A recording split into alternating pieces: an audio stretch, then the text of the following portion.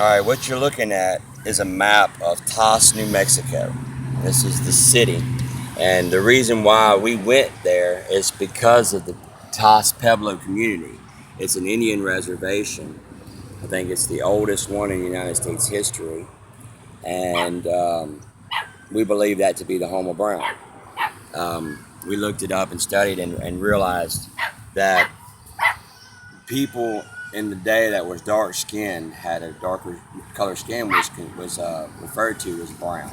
That was the Spanish and the Indian. So that's why we chose an Indian reservation. And on his map of the 4 states where the treasure could possibly be, um, he put northern lines. And the northern lines indicated to me that he was saying it was, true north of Santa Fe. So if you follow the northern line from Santa Fe to Taos, New Mexico, you'll see that it's the only Indian reservation that falls true north of Santa Fe. So we went there believing that it could be in water because of the heavy loads of water high through. We believe heavy loads is rocks in the water, in the water high. So we went to the Pueblo community, and as you can see here, we found, we paid to get in, and we saw this creek right here, the Red Willow Creek, but it was froze over, had a lot of ice. They also, on the outside of the property, which is not on this map, but on the outside of the property, they had a road running around the reservation by the fence, and there was a creek running behind it. So we also checked that one out, but again, it was frozen. We couldn't see in, but we truly believed that that was it. We headed back to the room. We stopped and got all these brochures, and we stopped to investigate and kind of study the maps. And I was laying in the bed looking through the magazine, and we picked up these at the store right down the road from the Pueblo community. But if you look, what really took me by surprise was this right here. It stuck out. If you can see, this is the 1,000-year building that's been there, for 1,000 years. You can see right here, and one of his things was the blaze will last for 1,000 years. So we do believe this is the blaze, and the reason why is right here. You look at this picture that somebody took for this brochure, you see an oddly shaped, what appears to be a rock at first sight. But what we did was, that caught my attention. So I took a picture of it and I scrolled in on it. And you can see the definition. You can see the box, how square it is, a 10 by 10 box. You can't see it. And it was perfect. Now you can see, okay, if you look at it, it's pretty much, oh, there we go. It's pretty much like a design at the top. And let me show you a picture of the chest. This will kind of convince you a little bit more if I can get how to work this phone. Okay, and here's a picture of the chest. Turn it this way, you can see better. See the little designs at the top? Well, if you go back and you look at this picture right here, you'll see that you can almost see those designs. You can scroll it out yourself, you'll see it better. So there's the chest and then the designs right here. So if you look at it in an angle. So yeah, we believe that that was the chest. And let me show you, we got pictures. I'm showing you all the pictures here. Now this is us there at the location. You can see there's the home here showing you. There's him standing right by the pond. There's the pole.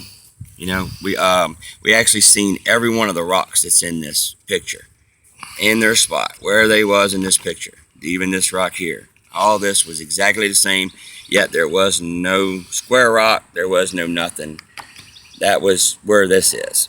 So yeah, we do believe that this was the chest. And then when you look at the poem and you go back over it, you can see where he might have meant by where warm water's hot is this is the city, where all these buildings are plumbed and run hot water. Well, this is the last thing would be their casino that has plumbing. From there down the canyon road, which is about a mile down, it's not far, but too far to walk, there's no plumbing. They get their water from the creek, from this creek, They get their water, their drinking water from this creek in 5-gallon buckets and towed it to their houses. So we believe what he said, warm water halts, it's going to be the city, and it stops right here. He said the end is ever drawing nigh, which means near, which, if you go down there, it runs right into the Pueblo community, and that's the end. No paddle up your creek. That just tells us there's a creek again. We use that as, it's too shallow. You can't really paddle in it, and we don't know if that's what it means or not. He also said that if you're brave and in the wood, well, researching it, and I can't remember if it was dogwood trees or it was some sort of tree that they named the creek after, the Red Willow Creek. And I believe what he means by it, it's worth the cold. If you're brave and in the wood, I give you title to the gold, which I think it means that, he said Terry Scant. So meaning you have to, if you was to pay to get in and you walked across that bridge and you looked down and you saw the chest, you can't just jump in their water and get it. You have to take a look around, make sure nobody's watching, and get it, without anybody seeing it. Again, it's the water itself, it's called the Red Willow Creek. And I believe when he says in the wood means the Red Willow Creek because of the name, where the name of the creek came from, which I think I saw it was dogwood or something like that that grew along the creek. Let's see, another good, oh yeah, the 1,000-year mark, I showed you that, told you that. He said that the blaze would last 1,000 years. Well, there it is. That we believe is the blaze.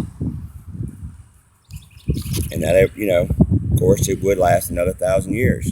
And because he was, that's what he did. He collected Indian relics. He sold arts and, different things with the Indian culture. So, and it makes sense. He's an 80-year-old man. At this location, when you pay to get in, you don't have to go on the tour. You could actually go in there by yourself. They give you this map, this self-guide map to tell you which areas you can go in and which areas you can't. So yeah, he could have paid, parked his car, got half the treasure out, and nobody, it's so big of an area, you can walk over here by yourself and nobody see you. So he could have possibly just paid, got in, went in, put the treasure, walked back to his car, got some more, walked back in. He said he made 2 trips. So yeah, this is very, very, very possible that an 80-year-old man can do this with no problems. And his thinking was, as the creek stays frozen all winter, you can't see nothing. They also close down for their ceremonies and stuff. I believe right now they're closed. They're closed to the 19th of March, I believe, for their culture thing when everybody gets together. So there again, it keeps you out. So really, I think there's only like a couple months out of the whole year that you can actually get in there to possibly find this or see it. So yeah, it was a good spot. It's protected by them. You can't be a meek person to get in there. We went through a lot just to get back there into the ice. We actually fell into the creek.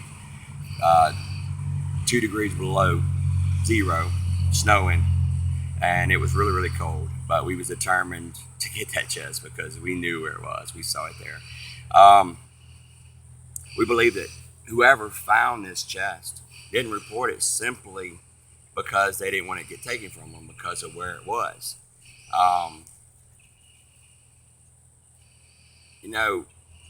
I wouldn't report it because I would be scared that somebody would try to take the chest away because of where it is. So again, we went, we looked good. We broke up the ice at 12 midnight. Then again, we went back and paid to get in the next day when it was daylight, then walked to the creek and looked in, and it was gone. And like I said, the person that found the chest may not want it to be known because of the fact that it could be taken from them. So if you followed this and looked at the evidence that we provided to you, I think you'll come to a conclusion. And if you can get your hands on the brochures and the maps and you follow the point yourself, you'll see how real it is, and I think you'll come to the conclusion that this was the chest, and that somebody else found it. Now we would have been satisfied with a rock that was square that looked like that in the picture. Again, look, we would have been satisfied with something there, but like I said, we went back. This rock, this rock, this rock, this rock, all this was there, and it looked just like it does in the picture, even that little rock. But this was not.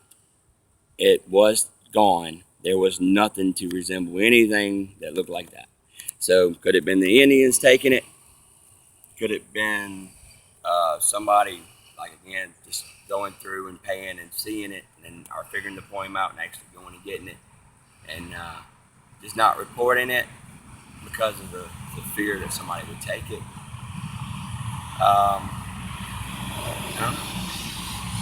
I guess I would hope if anybody that's watching this video has found it, I would love for you to comment or to let us know. It's, of course, and it's evidential, knowing that you do have the jazz.